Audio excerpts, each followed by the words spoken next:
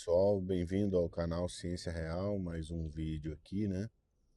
Ah, Depois dos últimos vídeos sobre carvão ativado, sobre como produzir um carvão, sobre como gerar poro, né, no material de origem orgânica, residual, né, para tratar efluente, eu acho que tem uma questão que é negligenciado ainda, né?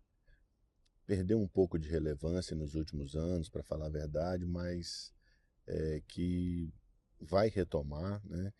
Isso já é uma previsão aí de vários setores, que vai vir de novo com bastante valor aí para as pesquisas, que é a questão do crédito de carbono, né? Isso é uma questão que já teve mais valor no passado, já teve mais na moda, né, no passado, hoje está um pouco negligenciado, mas tem muitas indústrias que estão apostando, né? E dependendo do tipo de pesquisa que você desenvolve na universidade, não é aconselhável negligenciar a questão de crédito de carbono, né?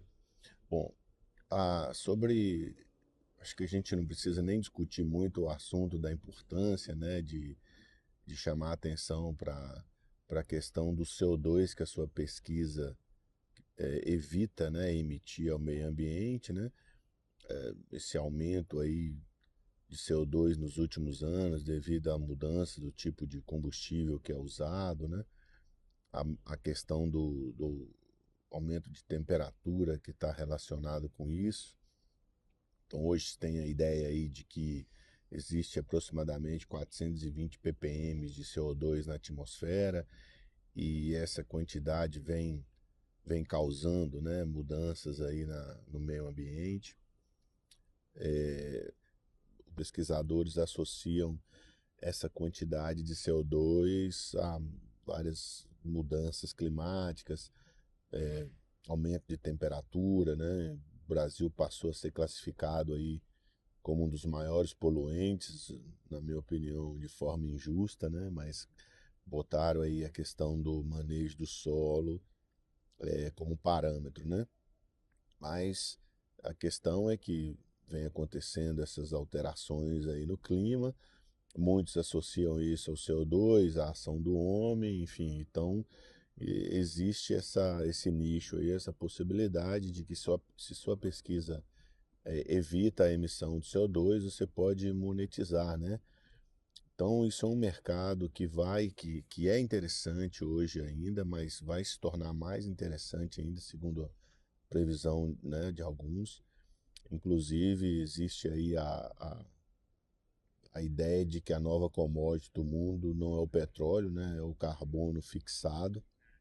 Isso é uma questão aí aceita por alguns. E a questão é que o crédito de carbono, né, o tão falado crédito de carbono, ele nada mais é do que um crédito que é atribuído aí a uma tonelada de carbono que deixou de ser emitida, né? Então a relação é essa, um crédito, uma tonelada de CO2, na verdade, que deixou de ser emitida. Isso passa a ser um ativo financeiro, né? Eu vou dar um exemplo prático disso, né? Uma pesquisa que não tem relação direta com a questão do CO2, uma pesquisa nossa, do nosso grupo, mas que a gente pretende e já está buscando relatórios para monetizar também a questão do crédito de carbono. A nossa pesquisa, que eu vou dar de exemplo lá, não está relacionada exatamente com crédito de carbono, mas evita a emissão de carbono e a gente viu ali uma possibilidade de ter mais uma receita na startup, na pesquisa que a gente está desenvolvendo, né? A, já temos coisas bastante avançadas nesse sentido, não só da pesquisa em si, já teste em campo, mas eu vou dar um exemplo aqui sobre isso no final, né? Falando um pouco mais aqui sobre crédito de carbono, se a sua pesquisa tem alguma relação, ou mesmo que não tenha, né? Como é o caso da minha ali, que eu vou mostrar para vocês, da nossa, que eu coordeno, se você pensar direitinho, né? Se pesquisar com calma, talvez você possa ter mais essa receita na sua pesquisa, né? Então, os créditos de carbono aí nos últimos tempos tem aumentado de valor, né? A tendência é que aumente cada vez mais, né, com as cobranças aí da limitação de emissão, né? Então, isso pode tornar uma receita aí para a sua pesquisa, né? Então, estou dando um exemplo aqui, né? A cada 10 mil toneladas de CO2 que você evita a emissão, né? E comprova que esse carbono está fixado, tem regulação para isso, né? Você pode agregar US$ 150.000 na receita da sua pesquisa, né? Então, no agro, que é o exemplo que eu quero dar aqui para o nosso, onde aplicou para o nosso caso, né? A gente tem ali regras para isso, né? De 1 a 4 créditos de carbono por hectare e US$ 45 por hectare por ano, né? Que a gente pode acabar monetizando.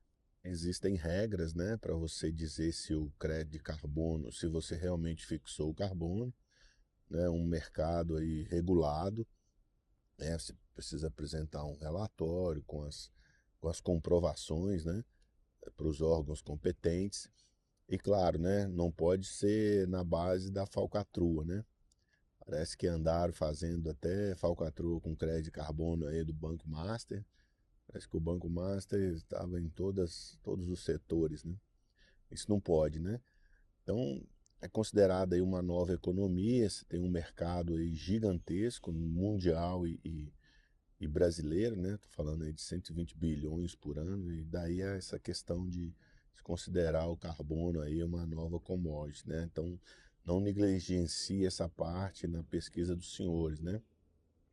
Com base aí no preço, né, o valor de estoque brasileiro de carbono equivale aí, pelos cálculos, né, as projeções de 10 vezes o PIB atual. Então, por isso, né, considerado uma commodity aí já essa questão do carbono, e aí pode trazer bastante riqueza aí para o país, e viabilizar a sua pesquisa, inclusive, né? Deixa eu dar um exemplo aqui num estudo que a gente tem desenvolvido. Já cheguei a comentar em outras pesquisas sobre isso, né? Um teste de uma nanopartícula que nós criamos, que ela aumenta a produtividade das plantações, por exemplo, o estudo do milho que nós fizemos aqui. Temos estudo em campo, estudo em casa de vegetação, e aí de fato a gente tem aí um aumento de produtividade de 9 sacas por hectare. Quando a gente transforma isso, e aí eu estou falando só do ganho em massa de raiz que aumentou, né? Que ali fica mais fácil comprovar a fixação do carbono, né? Então, só aumento de massa das raízes que a nossa nanopartícula promove e o aumento da produtividade em 9 sacos por hectare, nós transformamos isso em carbono e podemos, segundo projeções, né, nossas, podemos transformar isso pegando, claro, a gente projeta um tamanho de mercado ali no qual nossa nanopartícula iria atuar. A gente projeta aí um valor de 4 a 18 milhões de dólares por ano, né, em receita, caso a gente atinja esse tamanho de mercado. E, enfim, tem premissas a serem atingidas, né? Não é da noite para o dia ali. Então, mas a questão é, se a gente consegue atingir esse mercado, né? E é bem factível, porque eu estou falando de 5% do mercado nessa área, né? Então, se o seu produto agrada ao mercado, agrada ao produtor, ao cliente, é factível você atingir, pegar um share de 5% do mercado. Isso promoveria esse valor em crédito de carbono, dado o aumento de produtividade que a gente conseguiu, né? Reparem que se essas metas, né, se essas premissas forem atingidas, o produto poderia ser custo zero para o produtor. Nossa receita poderia ser simplesmente em crédito de carbono, né? Então repara como começa a ficar interessante para todo mundo, né? Para o produtor, para o cliente que vai introduzir uma molécula nova, cheia de riscos, para o investidor, que aí sim tem risco, né? Que quer investir na sua pesquisa, com essa possibilidade aí real de ter essa receita no portfólio, né? Além da sua nanopartícula, que é inovadora, que é o caso aqui, né? Nós acreditamos, né? Então, esse aqui é um exemplo bastante real, né? E essa questão aí do CO2, ela começa há um tempo, né? Desde o Tratado de Quioto, né? Acho que começaram aí essas reuniões, né, internacionais para definir clima, depois passaram por várias outras. Teve a de Paris, de 2015, né? A Conferência do Clima da Escócia, em 2026, e todas elas colocando ali parâmetros para a diminuição da emissão de CO2, né? A questão é que lá no Tratado de Quioto, das primeiras reuniões, só os países ricos deveriam evitar a emissão, né? Depois, nos outros, por exemplo, em Paris, 2015, os países pobres também ficaram com essa obrigação de diminuir, né? Uma história interessante no Brasil que o pesquisador que liderou a comitiva brasileira no Tratado de Quioto foi o professor Vargas, né?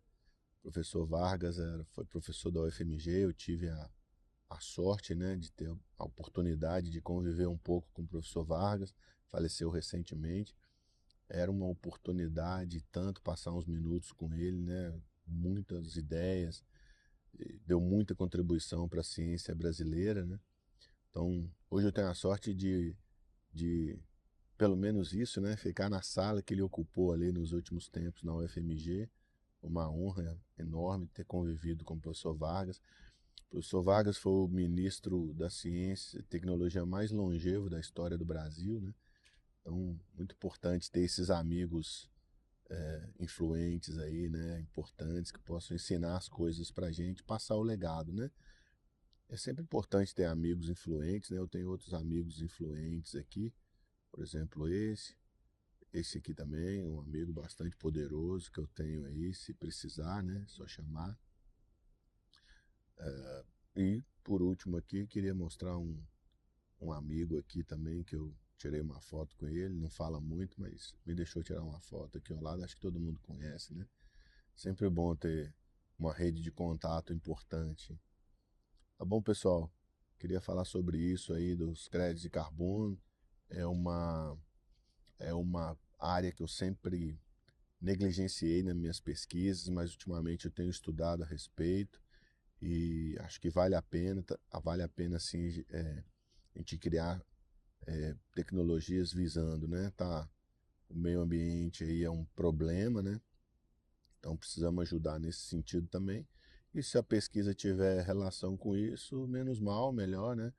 Pode, além da pesquisa em si, você criar uma receita aí com relação ao carbono que não foi emitido, né? Que a sua pesquisa evitou a emissão. Então, obrigado aí, até a próxima e um abraço.